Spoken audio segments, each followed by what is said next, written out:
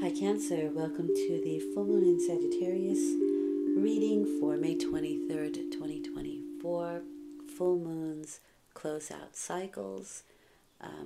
The direction that this reading is going in is number 5, Spirit, and it's the Sacred Temple, which is, in this case, your Hall of Records. Now, if this was anybody else, I'm always a little sheepish where these things are concerned, but for Cancer, I think that they can understand this on a much deeper level. And so this card speaks of your personal power and where you are in your life, and your ability to sort of connect to information. And whether that's a project that you're working on or some information that you need, whether that's personal, spiritual, financial, medical, artistic, scientific, any topic actually, the answers that you seek are available to you um, through connecting, right? We're connecting to, in this case, maybe your Hall of Records, the Akashic Records, or just information. For me, I think information is everywhere. There's no particular place that you go to. It's just you connect, you kind of plug in, and you can, meaning you're quiet, you're allowing information to come to you. And I think that Cancer is very good at this. um, Cancer, the cardinal sign, for me that's the King of Cups, who master their emotions. It's like the calm in the storm.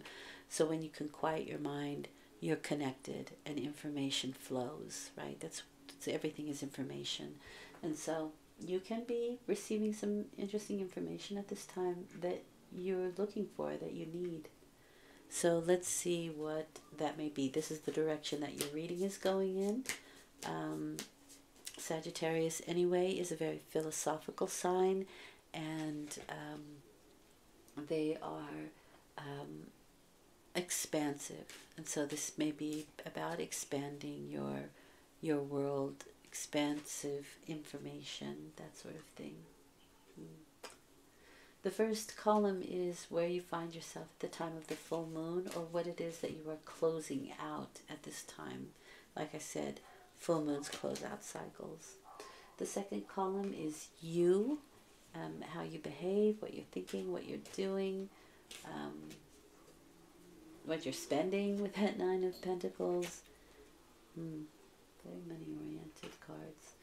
And then very things of the earth, which I find quite interesting here, since it's such a spiritual card. The last column is probable outcome. Probable because some things we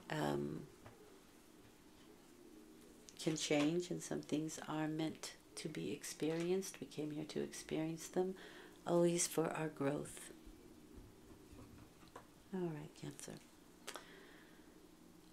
Let's get started. Your first column, you have the Devil and the Six of Cups. You may be experiencing things from the past. That things from the past could come around again, whether that's people, places, memories, situations, that sort of thing, and the things that we may not be able to let go of, or we haven't been able to let go of. This can be codependent relationships, or any codependency, actually. And so the Six of Cups are the things of the past, things from the past, that kind of come up again to have another look at them. It's also not wanting to make the same mistakes we have in the past, and so it's very possible that they come up again to kind of test us a little bit. The Devil can be testing us. The things, have we let it go? Have we dealt with that particular vice that we've had? Whether that's, again, whether that's a person, a relationship, a substance, lust, right? That kind of thing. This is a very platonic card for me, though, just so you know. Oh, or judgments. Judgments about people from the past, situations from the past. This is a rebirth. This is the clarion call. It's a call to action. It's a call to do something. And so it can be very much that these things from the past come forward so that we can finally move on. This is the 20 card. It is the card right before the world where we graduate and we move a level up. And so we're given the opportunity to have these epiphanies, to have a rebirth, to know where we belong in the universe. Both very deep cards, I think. And the interesting thing about the devil, I think a lot of people give it a bad rap. And I mean, he is the devil, right? But his hand is open here. You get to see all the information. You get to see what needs to be released, what needs to let go. There's no guessing with the devil. It's pretty obvious what we need to let go of or what we are codependent on, that kind of thing. It's pretty obvious. And so the judgment card is that it can be judgments, but it can also be epiphanies and just this rebirth. And again, knowing where we belong in the universe. It is a call to action. Now this can be going on with friends around you as well, because this is a very, like I said, very friendly sharing is caring card, but it can be people from the past, situations from the past, that sort of thing. You are the Nine of Pentacles and the King of Pentacles, and I find that very, very interesting because the Nine of Pentacles is somebody who's a strong, independent person through their own hard work creates a luxurious life of their own. But it is Venus in Virgo, and there's a very practical side to this.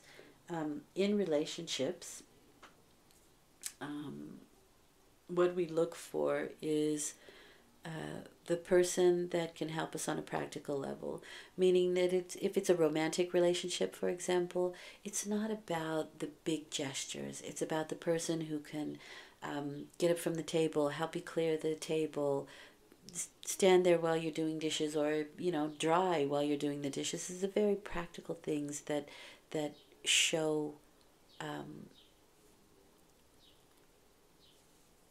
love, or that personable side of a relationship. Now this can have something to do with work, because the King of Pentacles, and this is how you're behaving, Cancer, is somebody who's highly focused on their work. They are the master of their material world, and so there is a mastery here. They are highly, highly focused on stability, on work. These are the CEOs, right? These are the people who are going to engage and put most of their time in on what it is they're focused on. These are people, and this is how, again, how you're behaving, who take very practical steps. And sometimes this can be legacy, right? What we leave behind. So it's taking very practical steps to get done what we need to do. It is being patient. It is diligence. They are people who make small changes, a lot of small changes to create big ones. Okay? So both of them can be about financial situations, stability, and health. Sometimes the King of Pentacles is a doctor. But you also have a very logical side to you in this case, or this can be the law. So maybe you're dealing with a situation, maybe you're dealing with a lawyer, a mediator, or you are that. But there is this, both of these are quite grounded energies. Even though the King of Swords is air, he's very logical in his approach. He does not use a lot of emotion to make decisions for him.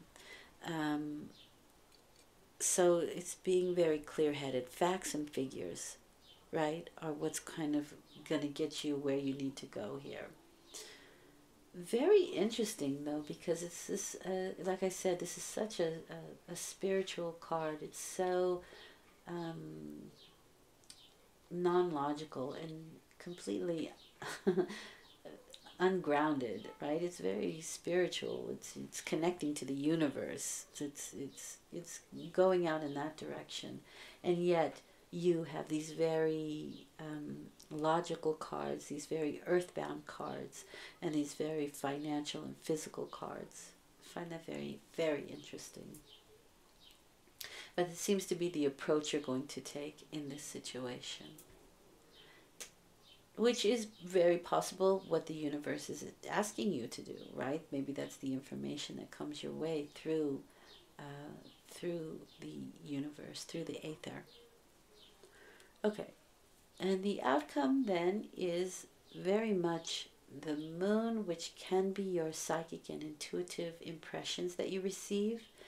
Um, It can also be things that you don't see clearly, because I do have the Seven of Swords here. The Seven of Swords can be open enemies, but it is also strategy, and it can be a very strategic. So he's stealing away those 5 swords from the enemy camp, so they can't be used against him. And so it's very possible that we're going to have some strategy so that we can deal with the unknown. Sometimes the moon is about insecurities, as it is associated with Pisces. But also those impressions, that weirdness that we feel, which would come from the aether, right? The information, the impressions that we receive. While we are quite logical here, we may be receiving some kind of strange messages, maybe even through our dreams. But the moon can be those psychic impressions, but it can also be our fears that we have to face, and that can be partly what's going on here with the devil, and the judgment, right? A rebirth. Fears that we have to face so that they no longer have a hold on us. Dogs bark at the moon. There's nothing to fear about the moon, although this is an eclipse energy. So there's like when there's an eclipse, there's sort of a weirdness in the air. There's this high strangeness. And that's kind of what we're feeling. Like we feel something, but we can't quite put our finger on it. It's that kind of energy. And so even with the Seven of Swords, he looks back behind him, right? There's like this, I don't want to say paranoia, because he's stealing away. So he's checking to make sure that nobody's following him or nobody's watching him. But there's a strategy with it. There's also this feeling of looking over your shoulder, right? What is this following me, or what is this strange feeling, or who is looking at me, kind of energy. And there may be impressions that you get. You may get some answers and some information in very strange ways. You have the Three of Swords here. The Three of Swords can be a separation card. It can be physical pain. It can be emotional pain, mental pain, but also physical and certainly emotional, because it's the heart, right? It's the heart of the matter. But it can also be just bad weather, or the feeling of feeling separated, the feeling of not belonging, or feeling that separation. However, Two of Swords for me is the cut, right? So the cut has already been made.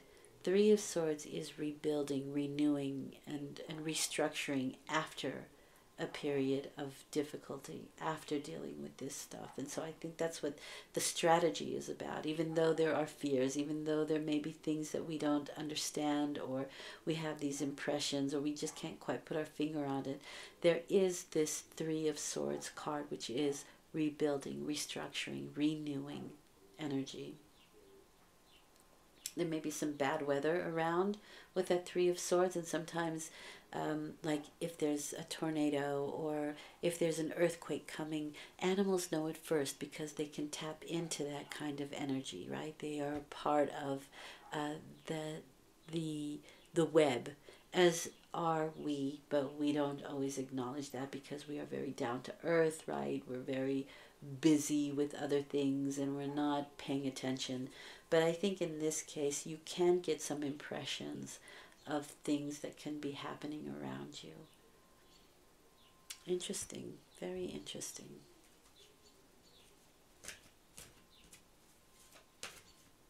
What does Spirit want you to know in this case? And so this may be, oh nice, open your heart to love and joy, Pegasus. So this can very well be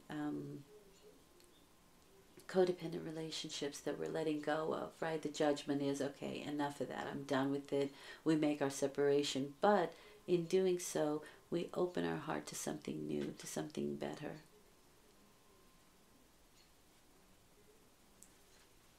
And there is a restructuring and a renewal where that thing is concerned. And it doesn't have to be romantic, folks, because, like I said, this is my platonic relationship card, the Six of Cups. It can just be situations from the past that have hurt us, right? And when we let go of it, when we heal those things, we make space for something new. And it doesn't have to be romantic, but it certainly could be. All right, Cancer, I hope this has been helpful. I will return in 2 weeks with a new moon reading. Thank you for listening. It's very much appreciated. Until then, take good care. Bye for now.